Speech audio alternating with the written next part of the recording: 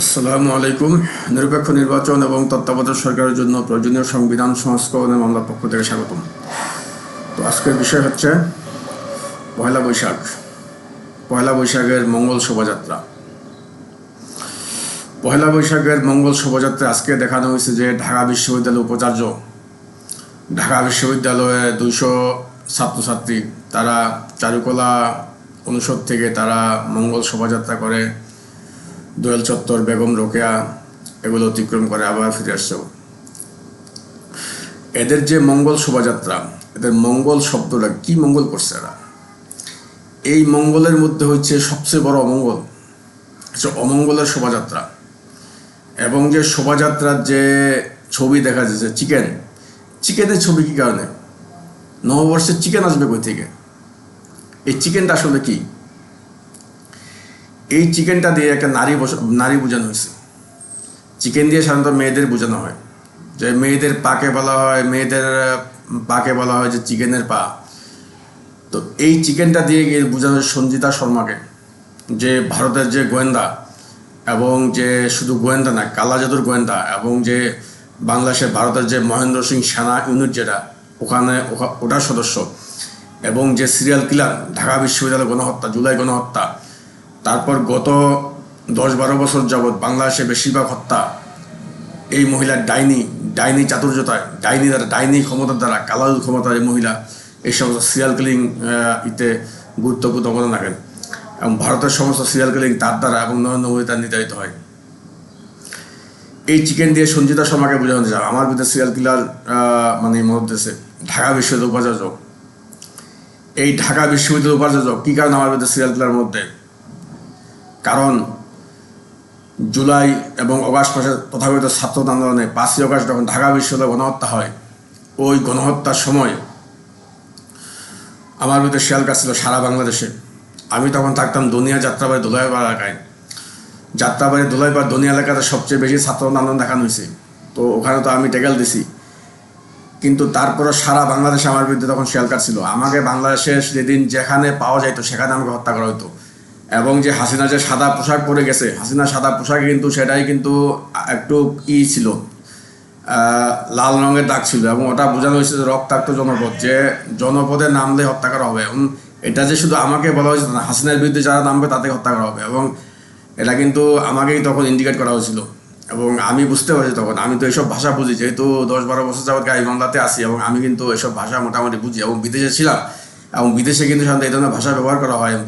আমি কিন্তু এগুলো অনেক কিছু শিখে আসছি বিদেশ থেকে, আমি এদের ভাষা কিন্তু খুব ভালোভাবে বুঝি। হাসিনা রক্তাক্ত জনপদ বলে কিন্তু এটা বোঝানো, রাস্তায় নামলে কিন্তু আমার ক্ষতি হবে। আমি কিন্তু সেদিন গেছিলাম রাস্তায়, যে ধনিয়া এলাকায়, দুলাইপাড় পোস্তকল এলাকায়, যেখানে মহেন্দ্র সিং সেনা কুত্তারা থাকে, এবং ওখানে যে র্যাবের 10 ওরা যে সমঝোতা করছে বিএনপি জামাতের সাথে, আওয়ামী লীগের সমঝোতা, তারপর ছাত্রদের নাম, ওটা আমি নিজে দেখে আসছি। র্যাব 10 করছে এটা। এখন হচ্ছে এই কথা গেল, কিন্তু মূল বিষয় হচ্ছে যে মঙ্গল শোভাযাত্রা। এই যে সঞ্জিতা শর্মার নামে সিরিয়াল কিলার শোভাযাত্রা দিল, এটা কি ঢাকা বিশ্ববিদ্যালয় উপাচার্য যাবেন ঠিক করছেন? উনি কী কারণে করছেন বুঝলেন তো? সে নিজেই ঢাকা বিশ্ববিদ্যালয় গণহত্যা জড়িত। সে শুধু যে মোদী আছে না, ভারত নয়, ঢাকা বিশ্ববিদ্যালয় প্রশাসন জড়িত, উপাচার্য জড়িত, শিক্ষকরা জড়িত। কারণ বহু বছর যাবৎ ঢাকা বিশ্ববিদ্যালয় রমনা বটমূলে কিন্তু ষড়যন্ত্র হয়। এই রমনা বটমূলে 2001 সালে কিন্তু ভয়াবহ হামলা হয়েছে। হরকাতুল জিহাদকে কিন্তু তখন দোষ দেওয়া হয়েছে। কিন্তু আজকে দেখেন হরকাতুল জিহাদ কারা?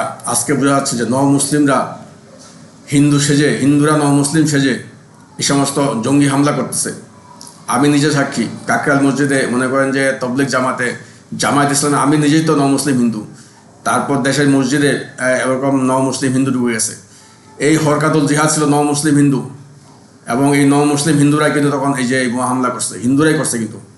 এবং হিন্দুরা উদীচিতে যে শুধু নিজের পায়ে নিজের কোরআন মারছে তা না, ওরা কিন্তু রমনা বটমূলে কিন্তু এই নববর্ষে কিন্তু নিজের পায়ে নিজের কোরআন মারছে, এবং এরা কিন্তু দেশে কিন্তু অস্থিতিশীল করার কিন্তু তখন চেষ্টা করছে। কারণ তখন কোনো বিষয় ছিল না, তখন তেমন কোনো বিষয় ছিল না বাংলাদেশে অস্থিতিশীল করার। যেহেতু পানি চুক্তি হাসিনা করছে, পানি চুক্তির মধ্যে কিন্তু বেরুবারি ষড়যন্ত্র আছে, এবং দেশের উন্নয়নের ষড়যন্ত্র তখনও ছিল। এবং এটা করার জন্য তখন তারা এই শিল্প গোষ্ঠীটা বেছে নিচ্ছে, এবং হিন্দুরা কিন্তু বেশিরভাগ শিল্প গোষ্ঠীর জড়িত, এবং হিন্দুরা কিন্তু এগুলো করছে। এখন দেখেন যে এই যে আজকে তো এবারের শোভাযাত্রাতে মনে করেন যে এই যে আমি এই যে এই মহিলাকে আমি মনে করেন যে নির্বাচনের আগে যখন আমাকে হত্যার ভয়াবহ ষড়যন্ত্র করে এবং মনে করেন যে এরা আমাকে হত্যা করবে যে কোনো মূল্যে প্রতিদিন বাড়ির ঘাটে, তখন মনে হয় আমি চিটাং গেছিলাম যে নির্বাচন দেখার জন্য, দেখে আসি যে চিটাং তো কুকিচিনের মূল ঘাটি, চিটাং দিয়ে তো ঢাকা শহর আসবে, আমি বেশি ঘুরলে বেশি ভিডিও করতে পারবো কিংবা আমি ইনফরমেশন দিতে পারবো। এই জন্য আমি নির্বাচন সচক্ষে দেখার জন্য, এবং এই নির্বাচনকে শুধু আমার বিরুদ্ধে শেয়ালকাট নাকি পুরো বাংলাদেশের বিরুদ্ধে শেয়ালকাট, শুধু যে আমার বিরুদ্ধে তা না, বাংলাদেশের যে টার্গেট মানুষ তো তাদের বিরুদ্ধে শেয়ালকাট ছিলাম, তাদেরকে হত্যা ষড়যন্ত্র হয়েছে। এবং চট্টগ্রাম গিয়ে আমি সেটা দেখে আসছি, এবং সারা বাংলাদেশে যেখানে আমি গেছি সেখানে কিন্তু আমাকে হত্যা ষড়যন্ত্র হয়েছে। বোঝা গেছে যে শেয়ালকাট সব জায়গায় ছিল। এবং বিভিন্ন জায়গায় যাওয়ার সময় কিন্তু এই যে পরিবহন সেক্টরে কিন্তু এই যে সঞ্চিতা শর্মা কিন্তু ওই যে মহেন্দ্র সিং সেনা কুত্তারা এবং পুলিশ কুত্তারা কিন্তু আমাকে হত্যা ষড়যন্ত্র করছে। আমার সিটের পাশে কিন্তু এরা কিন্তু সিরিয়াল কিলার বসাই দিয়েছে, কিংবা আমার বাসের সঙ্গে অন্য বাসে সহজে ধাক্কা লাগা অ্যাক্সিডেন্টের চেষ্টা করা হয়েছে, এগুলো কিন্তু করা হয়েছে তখন। এখন এবার এই যে সঞ্চিতা শর্মাকে ঢাকা বিশ্ববিদ্যালয় উপাচার্য সে নিজেই কিন্তু মদত দিল সিরিয়াল কিলিং ষড়যন্ত্রে। এবং আমি বলে দিলাম প্রথম কিছু মামলাতে আমি যে রিভিউ হবে, তো বললাম তো যে দ্রব্যমূল্য রিভিউ হবে, তারপর নিরপেক্ষ নির্বাচন তত্ত্বাবধায়ক সরকারের মামলা শুরু হবে সিরিয়াল কিলিং জঙ্গিবাদ দিয়েই, এবং রিভিউ হবে কিন্তু দ্রব্যমূল্য উদ্যোগীতে, রিভিউ হবে কিন্তু বাংলাদেশের রাজনীতি যে দেউলিয়া করা সেটা দিয়ে রিভিউ হবে কিন্তু আর অনেক রিভিউ হবে। তারপর মনে করেন যে পানি চুক্তিতে পানি ন্যায্য হিস্সা যখন রিভিউ হবে, তখন কিন্তু এই উপাচার্যের ফাঁসির আবেদন হবে।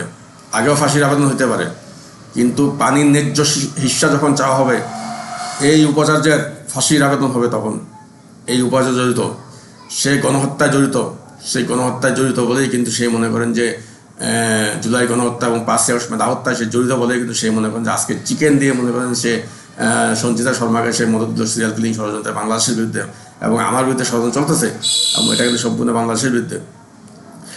এখন যে এই মঙ্গলের নামে যে অমঙ্গল শোভাযাত্রা, এই যে কালো অধ্যায়ের শোভাযাত্রা, এই যে বাংলাদেশকে ধ্বংসের শোভাযাত্রা, বাংলাদেশকে মেধা শূন্য করার শোভাযাত্রা, বাংলাদেশের শিক্ষা নষ্ট করার ষড়যন্ত্র, বাংলাদেশের উদ্যোক্তা নষ্ট করার ষড়যন্ত্র, বাংলাদেশের কৃষি নষ্ট করার ষড়যন্ত্র, বাংলাদেশকে মনে করেন দেউলিয়া করার ষড়যন্ত্র, বাংলাদেশকে ভারতের অঙ্গরাজ্য করার ষড়যন্ত্র, এই যে ষড়যন্ত্রের শোভাযাত্রা, এটার গত বছর যখন ইউনুস ছিল তখন কি করছে? গত বছর যখন ইউনুস ছিল তখন কিন্তু তারা কিন্তু হাসিনাকে দোষ দিচ্ছে। হাসিনার একটা ভয়াবহ মূর্তি দেখিয়ে কিন্তু তখন তারা শোভাযাত্রা করছে যে সব দোষ হাসিনার, ঢাকা বিশ্ববিদ্যালয় গণহত্যা, তারপর কিন্তু এই যে ছাত্রতার আন্দোলনে এই যে নোংরা গোলাগুলি এগুলা, তারপর যে গত 17 বছরের সব দোষ হাসিনার দোষ যদি হয় তাহলে হাসিনা হচ্ছে ভারতের মাগি, সব দোষ ভারতের, ভারত করাইছে। হরকাতল জিহাদ চক্রান্ত রমনা বটমূলে ভারত করাইছে। উদীচিতে 1999 সালে সম্মেলনে যে হামলা সেটাও ভারত করাইছে। এবং ভারত এই মুসলিম হিন্দু এগুলা কিন্তু ভারতের ষড়যন্ত্র, কারণ বাংলাদেশ হিন্দুরা কিন্তু এত সাহস পাবে না মুসলিম হিন্দু বাংলাদেশের বিরুদ্ধে কাজ করে, ওগুলো ভারত করাইতেছে কিন্তু। এবং হাসিনাকে দোষ দিয়ে তারা কিন্তু গত বছর কিন্তু চাইছিল যে ঢাকা বিশ্ববিদ্যালয় কিন্তু বন্ধ করে দেয়।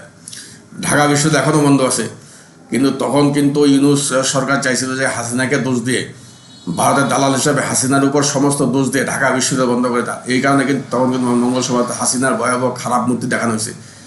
এবং ওই শোভাযাত্রা কিন্তু তখন কিন্তু আমার বড় ধরনের একটা দেখানো হয়েছে, খালি পানির বোতল দেখানো হয়েছে, যে পানি চুক্তির যে বিষক্রিয়া, যেটা যে পানি নেই বাংলাদেশে, পানি নেই মানুষ করতেছে। দেখেন ভাই, আপনারা ষড়যন্ত্র করেন, আপনাদের বুকে সাহস নাই, আপনারা সত্য কথা বলতে পারেন, আপনার ভারতের দালালি করেন। ইউনিভার্সিটি উপাচার্য হয়েছেন, ভারতের দালালি করেন।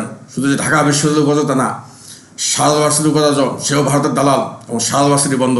আমি গত সপ্তাহে সিলেট গেছিলাম, সিলেট গিয়ে আমি মেসে আমি সিটের করতেছিলাম, খোঁজ করতেছিলাম, তখন আমি কোনো শারদ ভার্সিটি কোনো ছাত্র দেখিনি।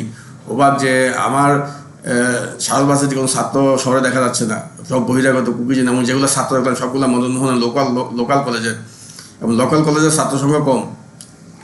এই যে দেশকে শিক্ষা নষ্ট করে দিয়েছেন আপনারা, দেশের শিক্ষার বিরুদ্ধে শেয়ালকাট দিয়েছেন। হিজলা প্রধানমন্ত্রী তারেককে দেখা যায় যে ওই কৃষিকার্ড বিতরণ করে। কিসের কৃষিকার্ড বিতরণ করেন আপনি? আমাদের এলাকায় কৃষকদেরকে আপনি ইন্ধন দেন। আপনি গত পরশুদিন তো আমার কমেন্ট করা আছে, গত পরশুদিন তো বিএনপি ছেলেমেয়েরা সন্ত্রাসী করছে আমার বিরুদ্ধে, এবং আলী মার্কেটে ব্যাপক সমাগম ছিল, সবগুলো বিএনপি ছিল।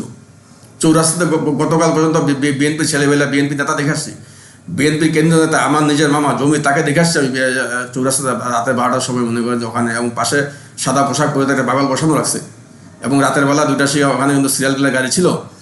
এই যে হিজলা তারেকের রাজনীতি, আরেকটা ভয়াবহ অবস্থা। কিসের কৃষক কার্ড দেন? জাপানি কৃষক হত্যা করার পর বাংলাদেশে কৃষিতে মনে করেন শেয়াল কার্ড দেওয়া হয়েছে, কৃষি ধ্বংস চক্রান্ত করছে, এবং কৃষক এবং যে ভারতের যে মহেন্দ্র সিং সেনা কুত্তারা, এরা কিন্তু বাংলাদেশের কৃষিকে নিজের সাথে ব্যবহার করতেছে, এবং বাংলাদেশের দ্রব্যমূল্য ঊর্ধ্বগতি করতেছে, এবং মনে করেন যে কারওয়ান বাজার সহ সমস্ত কাঁচামাল সেক্টর যেগুলো সেগুলো ষড়যন্ত্র করছে, দালাল সৃষ্টি করতেছে। ওই সমস্ত দালাল সৃষ্টির মাধ্যমে ওখানে কিন্তু তারা মনে হয় তাদের কর্তৃত্ব প্রতিষ্ঠা করতেছে এবং এগুলা কিন্তু এবং প্রকারান্তে কিন্তু এই সমস্ত কাঁচামাল আড়ত যেগুলো আছে সেগুলোকে ধ্বংস করে দেওয়ার ষড়যন্ত্র করতেছে। সুতরাং হিজলা তারেক, আপনি নোংরা রাজনীতি করবেন না। আপনি পদত্যাগ করেন এবং জনগণ দ্বারা নির্বাচিত হন। এবং হাসিনার প্রতি একই মেসেজ, আপনি দেশে ফিরে আসেন এবং জনগণ দ্বারা নির্বাচিত হন এবং নিরপেক্ষ নির্বাচন তত্ত্বাবধায়ক সরকার মামলা এক বিন্দু ছাড় দেওয়া হবে না। যে ভয়াবহ কর্ম আপনারা করছেন এক বিন্দু ছাড় পাবেন না, কারণ রাজনীতিতে কোনো ছাড় হয় না। গতকাল পর্যন্ত মনে করেন যে বাড়ির সামনে আমি দেখছি সাদা পোশাক পরিহিত একটা লোক 2টার সময় দাঁড় করে রাখছি। ওটা আমি ধাওয়া না করলে, আমি তাড়ায় না দিলে মনে করেন যে পরবর্তীতে আরও লোক সমাগম করতো। মনে করেন যে এরকম আমার ঘরের চারদিকে পরিবেশটা নষ্ট করে রাখে এবং মনে করেন যে আমাকে হত্যা ষড়যন্ত্র করে। সাবধান করে দিলাম সঞ্জিতা শর্মা, সাবধান করে দিলাম পুস্তকলা সেনা কুত্তা বাহিনী, সাবধান করে দিলাম নতুন পোশাকে পুলিশ কুত্তারা, সাবধান করে দিলাম ঢাকা বিশ্ববিদ্যালয় উপাচার্য। আপনার মতো বোঝার দরকার নাই। অনেকে বলে যে আপনি বিভিন্ন জায়গায় যে শিক্ষা প্রতিষ্ঠানগুলা খুলে দেওয়ার চেষ্টা করেন না কেন। আমি অনেকে বলছি যে ভাই, যেই শিক্ষক যেই উপাচার্য, এদের সাথে শিক্ষা গ্রহণ করে লাভ নাই। এদের সঙ্গে শিক্ষা গ্রহণ করা যায়, ঘরে বসে শিক্ষা নেওয়া ভালো। এই সমস্ত উপাচার্য, এই ধরনের সহ উপাচার্য, এই ধরনের শিক্ষক, এই ধরনের প্রধান শিক্ষক, আমার স্কুলের প্রধান শিক্ষক বদরউদ্দিন, ও হচ্ছে ভারতের কুখ্যাত দালাল। আমার কলেজের শাহীন কলেজের শিক্ষকরা দালালি করছে। সামান্য স্বার্থের কারণে আপনার ভারত দালালি করেন কী কারণে? ভারতের দালালি করেন নিজের স্বার্থ ঠিক রেখে, নিজের ব্যক্তিত্ব ঠিক রেখে, তারপর ভারত দালালি করেন। ভারত এমন কোনো শক্তিশালী রাষ্ট্র না। ভারত হচ্ছে সিরিয়াল কিলার। ভারতের সেনাবাহিনী হচ্ছে সিরিয়াল কিলার। ভারত কোথাও পারে না। চীনেতে, পাকিস্তানে, ওই সীমান্তে ভারত দুর্বল, সেখানে বাংলাদেশে এসে ভারত সেসব করতেছে এবং তাদের কর্তৃত্ব দাগাইতেছে। তো ভারতের দালালি বন্ধ করেন। এবং আমি বললাম তো, পানি চুক্তির ন্যায্য হিসাবে মামলা এই উপজেলায় ফাঁসির আবেদন করা হবে। ধন্যবাদ।